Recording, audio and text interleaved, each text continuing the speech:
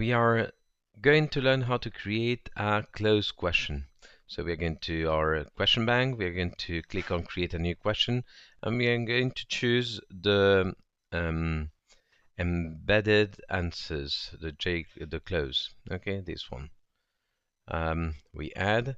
It is probably the most complicated type of question to use in Moodle because of syntax. You have to learn how to use the syntax properly. So definitely, it's probably the most complicated one. As usual, we're going to put a question name that is only seen by the teacher. This one is going to be called routines 4. And then the syntax. Now, I have prepared here a set of different options so that you can see the different possibilities of the close type of question. So the syntax is always the same. The gap is going to be created by opening this symbol here. Then there is a number which is the weight of the question in the exercise. So if everything is going to be 1, you could actually avoid it and simply start with the colon. But if you want 1 to be 2 points instead of 1, then it is necessary to have that number. Then you have the type of questions that you're using. In this case, it can be short answer, it can be multi-choice, it can be multi-response. It can be numerical. The ones I use most are short answer and multi-choice, but there are more possibilities. And then we have again period, the colon, and then we have the equal sign, which is going to give us the correct answers. It's going to introduce the correct answer. So in this, for example, in this sentence, I get up at 7 o'clock, then I have a shower and get dressed. It's going to be a short answer. The student has to write the word get, and get is the correct one, and therefore comes after the equal sign.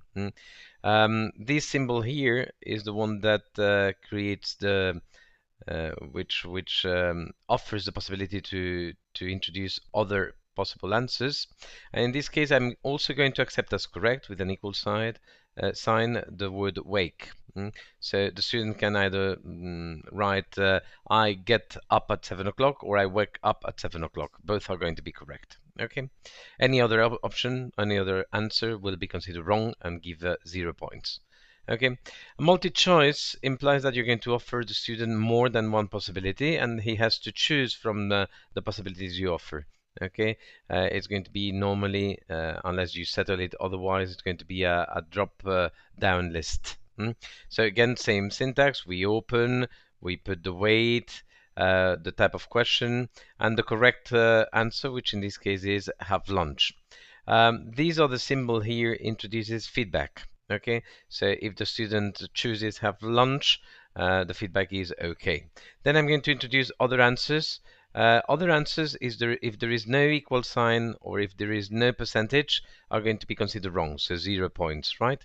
So have dinner is going to be wrong in this sentence and the feedback is wrong, and have breakfast is going to be wrong and the feedback is going to be wrong. So the correct answer for I at 2 o'clock at 2:30 is I have lunch at 2:30, right? The third example I have here is again a multi-choice in which the first option is wrong. First option is wrong. You see that there is no equal sign, so have lunch is a wrong answer. Then I have introduced the symbol to introduce another option, and this one gives 100% of the points.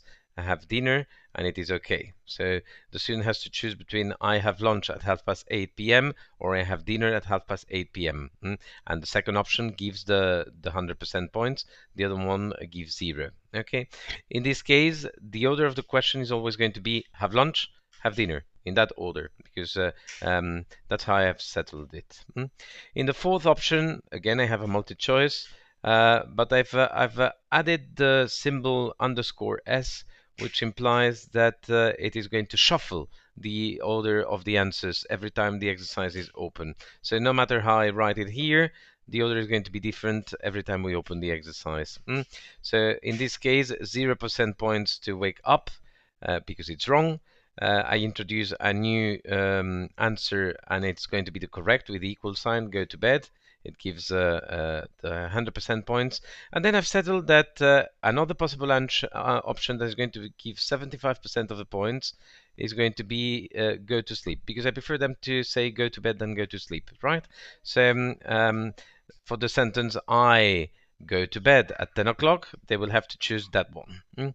Fourth option, in this case I'm going to choose a multi-choice with a vertical option and shuffled. Okay, what's the last thing you do? Well, and I'm going to offer them the possibility to have 0 points for wake up. Go to bed is going to be okay, 100% points, and have lunch is going to be wrong and 0%. Okay.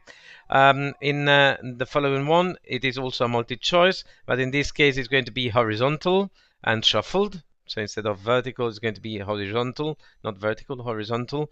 And again, I'm going to offer 3 choices: have lunch, have breakfast, have dinner. And the right one is going to be have breakfast, because it's what you do at 7:30 a.m. Okay. And finally, the last question which I have prepared here: which ones of the following actions are eating meals? I'm going to ask the student to check all the correct options in the exercise. So it's going to be a multi-response question,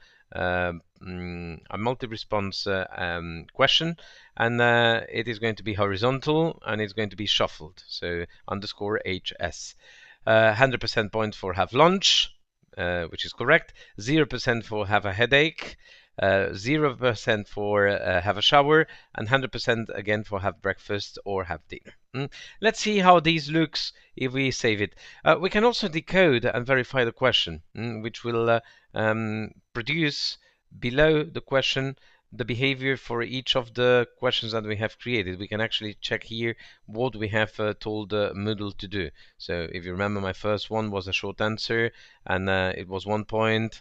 Case was unimportant. The correct answer was get 1 point, and another option was wake 1 point. You can do that with all your questions before you actually save. I'm going to save the changes, and we are going to see how it looks. It is in green. The last one is in green, as you know, because it is the last one we have created. We click on preview, and that's how it looks. So the first one, I have to write the word. Second one, I have to choose I have lunch. Third one, I have to choose again. I have dinner. Next one, I have to choose again. I go to bed. And what's the last thing you do? I go to bed. What do you do at 7:30? I have breakfast. Which one of the following actions are eating meals? Have a headache is not, so have breakfast, have dinner, and have lunch. And you see you have created a close type of activity, but quite varied. Submit and finish. We check that it works. And if it does, our question is ready to be used.